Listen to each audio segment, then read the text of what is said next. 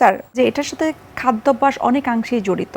তো যারা কর্মজীবী মহিলা বা আমরা পুরুষ বলি না কেন, তাদের দেখা যায় আসলে ফুড হ্যাবিট ঠিক থাকে না। তো এটাও নিশ্চয়ই অস্টিওপোরোসিসের ক্ষেত্রে বিশেষ একটা প্রভাব ফেলে।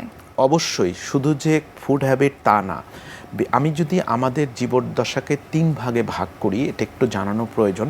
সেটা হচ্ছে, আমরা ধরে নিলাম আমাদের ছেলে এবং মেয়েদের বয়স ৩৫ থেকে 55 এটা দ্বিতীয় ধাপ, আর আফটার 55 এটা তৃতীয় ধাপ।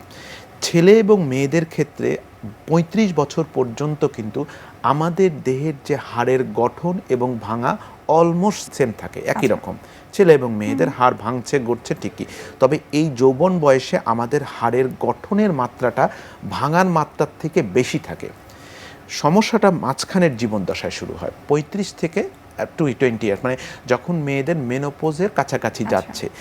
এই মোমেন্টে কিন্তু আমাদের ছেলে এবং মেয়েদের হাড়ের ভাঙার ডিফারেন্সটা অনেক বেড়ে যায়। এই ক্ষেত্রে দেখা যাচ্ছে মেয়েদের হাড়ের ভাঙার প্রক্রিয়াটা ছেলেদের তুলনায় কয়েক গুণ বেড়ে যায়, এবং এক্ষেত্রে এই যে একটা বিশাল একটা ধাক্কা আসে, মেয়েদের বেসিক্যালি একটা হরমোনাল ইমব্যালেন্স হয় এই ক্ষেত্রে, যার ফলে আমরা এই বয়সটাতে যদি মেয়েরা সতর্ক না হয়, তাহলে কিন্তু খুব কমনলি আমরা মেয়েদের দেখি এই মিডিল এজে অস্টিওপোরোসিসে আক্রান্ত হচ্ছে। সেই সতর্কটা আসলে কত বছর বয়স থেকে হওয়া উচিত? যৌবন বয়স থেকে মেয়েদের বিশেষ করে সতর্কতা অবলম্বন করা উচিত, কারণ মাথায় রাখতে হবে, যখন মেয়েরা মেনোপোজের কাছাকাছি যাবে, তখন যে তার দেহে একটা বিশাল রকমের হাড়ের ক্ষয়ের একটা ধাক্কা আসবে, যেটা ছেলেদের আসে না।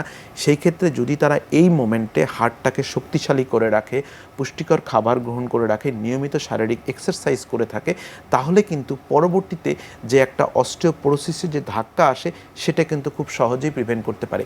ঠিক এই কারণে আমাদের কিন্তু গ্রামের যারা মহিলারা রয়েছে, তারা কিন্তু এই ব্যাপারটা নিয়ে একেবারেই সচেতন নয়। তাদের যে এডুকেশন লেভেল, তারা কিন্তু বিষয়টা জানেই না যে তার এই বয়সটাতে যদি সে সতর্ক হয়, পরবর্তীতে তার ধাপটা কিন্তু সে খুব সহজে ওভারকাম করতে পারে।